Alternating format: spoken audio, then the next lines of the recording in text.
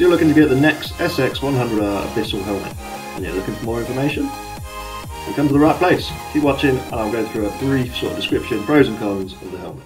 So we'll start with the weight. It says on the helmet itself, on the back, probably won't be able to see that, but yeah, it says on the back it's 50 grams. However, it also says give or take 50 grams, so it could be 1500, it could be 1600. However, though it is a little bit more heavier than other helmets in its price range, I haven't found it to be at disadvantage. I've been riding now 6 months with this thing. Yeah, it's agile, it's not overly heavy. It's got a thermoplastic outer shell, and it is DOT and ECE certified, obviously, so it's been through some rigorous testing. So a really good feature I like about this helmet is the ventilation system. So it's got a twin little vent up there. You've also got one on your chin there.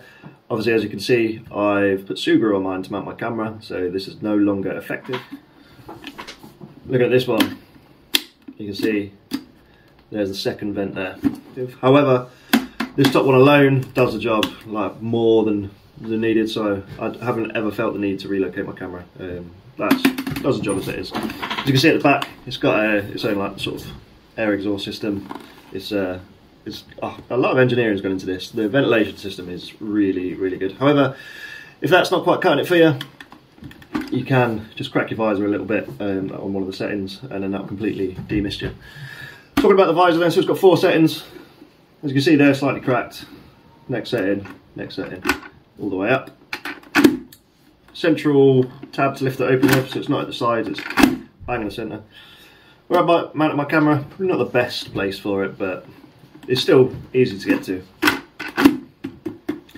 When the visor's sealed, I've ridden in some pretty questionable British weather, so pretty heavy rain. When this is down, I've never had any issues with water coming in, get my face all wet.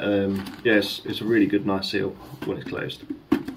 So as you can see there, field of vision is really good. You don't have to turn too much to check your blind spots and everything. Yeah, field of vision in this is actually better than any other helmet I own.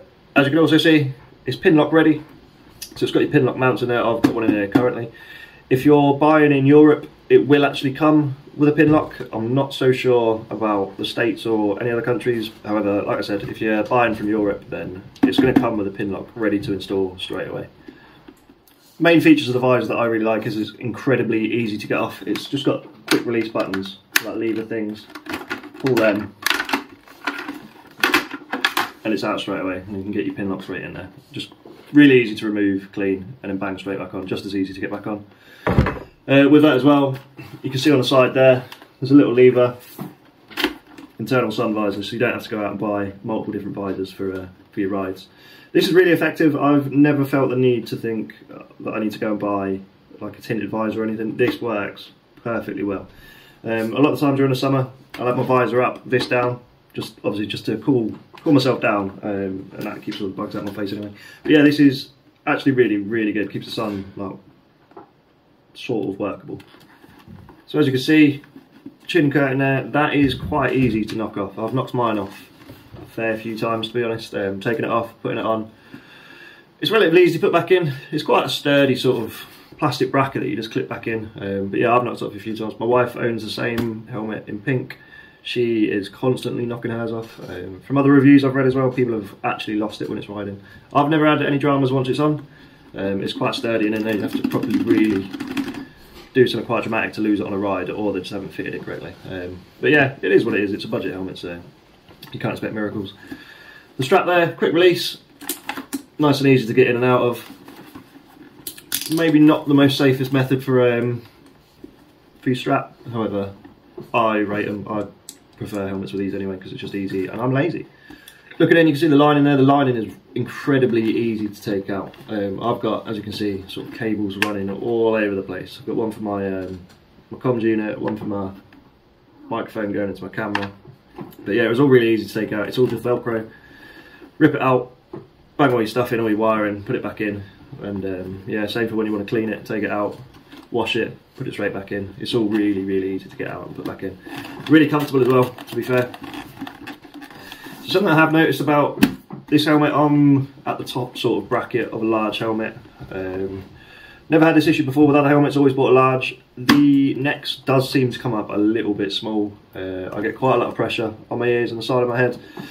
If I'm riding for maybe an hour and a half, 2 hours, it gets quite uncomfortable. So I think if you're the same as me, if you're at the top bracket of the sizing, I'd advise going up a size. My wife's the same.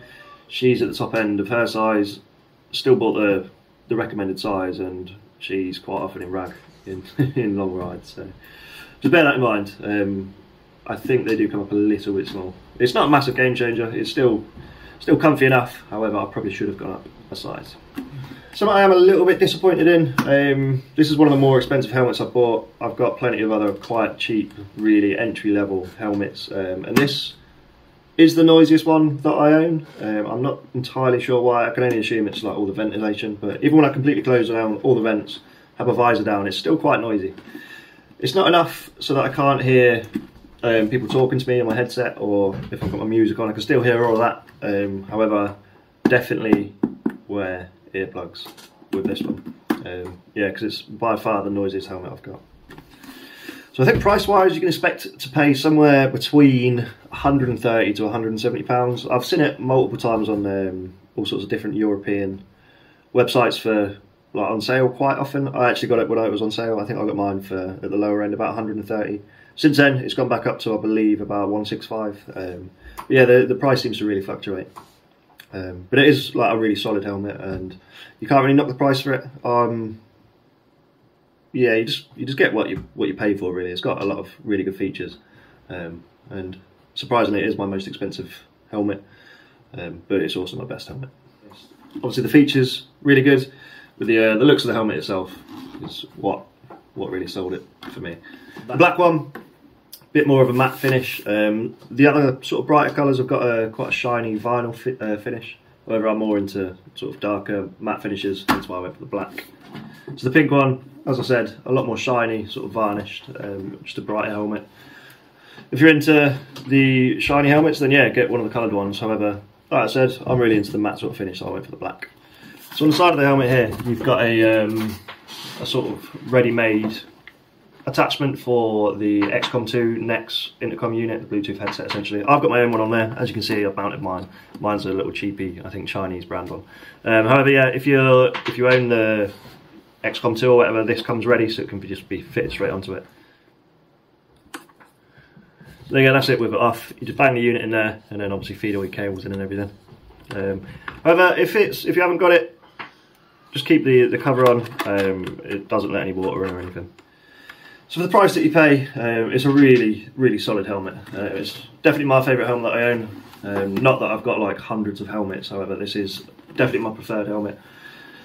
Nice, strong, robust, plenty of features on it. The ventilation's great. I've never had any dramas through riding either in like summery times or wintry times. Obviously, I bought it in the depth of winter. I'm now starting to come into summer, and it's gleaming like no matter the season so far.